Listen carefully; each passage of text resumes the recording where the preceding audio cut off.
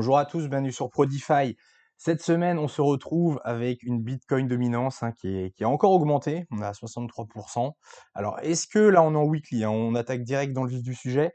Est-ce que on est au max?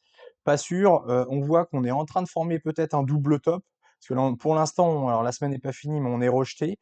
Est-ce qu'on formerait pas un double top et puis derrière, on casserait la trendline?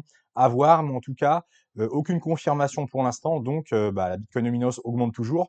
Donc c'est toujours compliqué pour les alts, d'autant plus que, alors je vous refais pas tout le scénario de cette semaine avec les droits douaniers effectivement de Donald Trump. On a vraiment descendu dimanche, lundi, mardi, on était très très bas et on est remonté mercredi, jeudi, vendredi, samedi. Donc, ce qui fait que sur le portfolio, là, on va voir direct sur 7 jours, il y a vraiment des tokens qui ont bien rebondi et d'autres qui ont craché, notamment tout ce qui est univers Ethereum.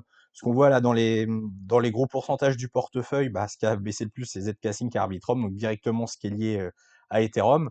Et alors par contre, ce qui est pas mal, c'est tout ce qui est intelligence artificielle a l'air de bien repartir, puisqu'on voit Tao, Fetch et Render, par exemple, font une bonne semaine. Kaspa aussi qui a bien rebondi en Proof of Work. Alors on va faire directement le classement des meilleurs de la semaine. GMX qui rebondit bien aussi, plus 29%. Lui, il était tellement bas que ça fait plaisir, un petit rebond. Mais bon, c'est que 2% du portefeuille. Le DEI, mais bon, c'est que 0,2% du portefeuille.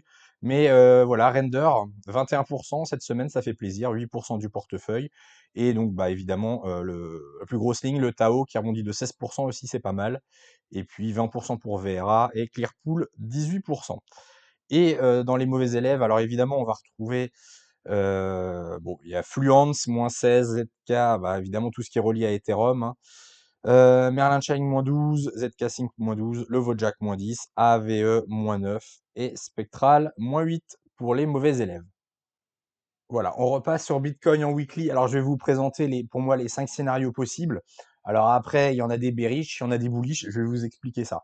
Donc déjà, pour savoir les niveaux importants, on va évidemment mettre nos niveaux de Fibonacci. Alors, j'en ai déjà parlé plein de fois, mais on va refaire ça. Donc, vous voyez, je trace mon Fibo.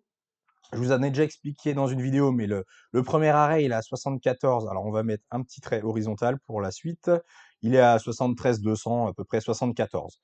Voilà, donc on va faire un trait vert et la TH, évidemment, à 100, 108 000, 109 000.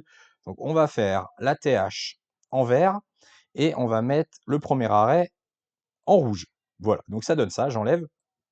Donc, pour faire simple, si on dépasse le vert, c'est rebullish, et si on casse le premier arrêt du mouvement entier du Bitcoin, si on casse, alors en weekly, hein, donc il faut une mèche pleine, les 73 000, eh ben, c'est bearish. On est en bear market. Enfin, en tout cas, on casse le premier arrêt, donc on se retrouvera en zone de rechargement qui est aux alentours de 50 000. Donc, c'est beaucoup, beaucoup, beaucoup plus bas. Donc, on pourra potentiellement dire qu'on est en bear market. Voilà. Alors, voilà pour les deux lignes qu'on va suivre. Alors, le premier scénario, c'est le plus bearish. Je vais prendre le pinceau, je vais vous montrer. Premier scénario, donc là on est en weekly, on tergiverse un peu, quelques semaines, on casse ce fameux premier arrêt, on a un rebond, on va par exemple chercher les mèches sous les 50 000, on remonte, voilà, sur le premier arrêt, et là on rebondit, et là on part à la cave. Voilà, ça c'est vraiment le premier scénario, où là, alors je vais l'enlever après, mais vous voyez, on vient juste chercher les liquidités, admettons ici, qui a été accumulé en 2024, on fait un faux rebond, on a l'impression qu'on remonte, et en fait on retape le fameux Dead Cat Bounce. Alors même si là c'est pas vraiment ça, ça sera sur l'autre scénario, le Dead Cat Bounce, mais c'est un mini Dead Cat Bounce, toujours des sommets de plus en plus bas, théorie de dos, on vient prendre les liquidités, on remonte au premier arrêt, et après on est rejeté. Ça, c'est le scénario le plus bearish, ça c'est vraiment le bear market à proprement parler. Deuxième scénario, alors pareil, bearish, mais un peu différent. C'est-à-dire, alors on va remettre un Fibo, justement le scénario du Dead Cat Bounce, donc on remet un Fibo entre, admettons que là on a fait le plus bas, hop, vous voyez que la zone de rechargement, elle est aux alentours de ouais, 80, entre 97 et 102. Alors on va dire 99 000 pour faire une moyenne, peu importe. Deuxième scénario, bearish aussi, on taille le premier arrêt, on remonte en RLZ, donc aux alentours de 99 000, et là c'est le fameux Dead Cat Bounce, le double top, le fameux double top, un maxi M énorme, double maxi gros M, et puis dans les mois qui suivent, là on casse, et là c'est le gros M, et puis bear market. Alors un peu à l'image, oups, j'ai fait un trait un Picasso de travers, hop, un peu à l'image de ce qu'on avait fait là, alors que là, on avait cassé, enfin, c'est mon scénario d'après, donc je vais pas le spoiler, mais voilà, en gros, on fait un gros M et là, on casse le premier arrêt et là, on part en bear market. Ça, c'est le deuxième scénario qui est également baissier. Autre alternative un peu plus vicieuse, alors si j'étais un VC, c'est ce que je ferais. Enfin, si vraiment on est en bear market et que je voulais envoyer tout le monde à la cave, voilà, même chose. On va ranger un peu entre borne basse, borne haute, on remonte, mais là, au lieu de faire le dead cat bounce, on remonte, vous voyez, jusqu'à la TH, on rebondit une ou deux fois, alors après, peu importe, hein, une ou deux fois. Et là, on va faire juste une déviation, la petite déviation, ce qu'on a fait là, du coup, en 2021, le truc bien vicieux, c'est-à-dire, hop, alors attendez, je vais réduire. Vous voyez, on fait une petite déviation vicieuse, on dépasse les 109, on va genre à 100, je sais pas, 112 et là après on recrache et là on recasse et là tac, tac, tac, tac, tac et après on repart. Donc c'est un gros range avec déviation au-dessus, de l'ATH juste pour faire croire qu'on part en bull run. Au final, on retague juste un peu, on prend les liquidités et ciao, au revoir et là ça ressemble un peu au scénario 2021 et après on recrache. Voilà, ça serait le pire, ça serait celui-là. Puisque là, tout le monde serait ultra euphorique qu'on est reparti, et puis bah là, ça se retourne. Donc, troisième scénario qui est un peu bear. Donc, ce que vous pouvez faire, c'est se retourner à l'ATH, pourquoi pas prendre des profits, bien évidemment, sur vos altcoins, pour que si ce scénario-là se produise, bah, au moins vous avez mis une partie de côté. Moi, de toute façon, si on retourne à des niveaux comme ça, je reprendrai mes fameux indicateurs OBV, OTT, enfin tous les indicateurs que je vous montre d'habitude. Et s'il y a un retournement là au-dessus de l'ATH, bien évidemment, ce sera warning. Et là, il faudra prendre des décisions. Voilà.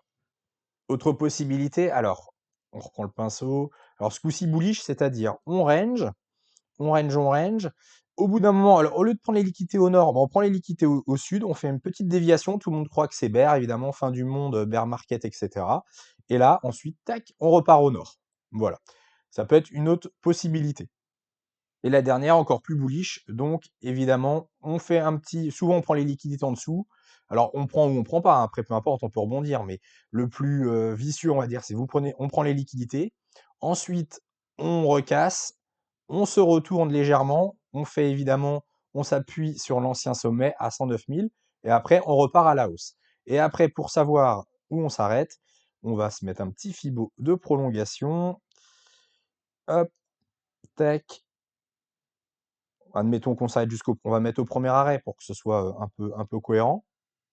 Et ensuite, alors les 1,618, ils sont. Alors j'ai pas fait exprès, mais je les fais retourner juste à ce moment-là.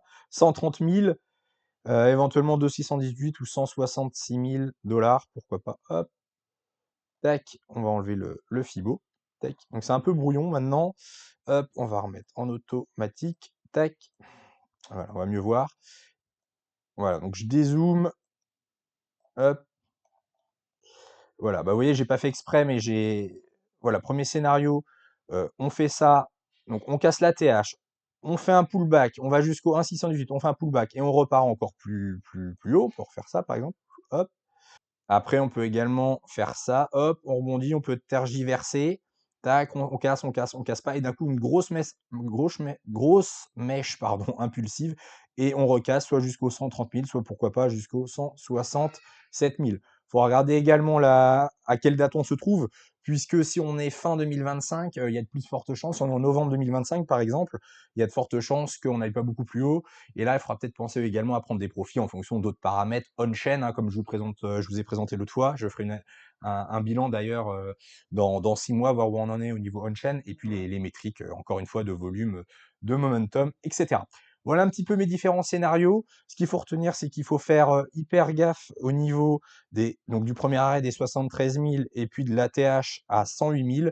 Être vigilant, bien évidemment, on fera des points réguliers. Mais voilà un peu les 5 scénarios que je privilégie. Il y en a quand même 5 bearish et 2 bullish, même si après au niveau des probabilités, je pense que le bull run pardon, n'est pas fini. Donc je privilégie plutôt les deux derniers.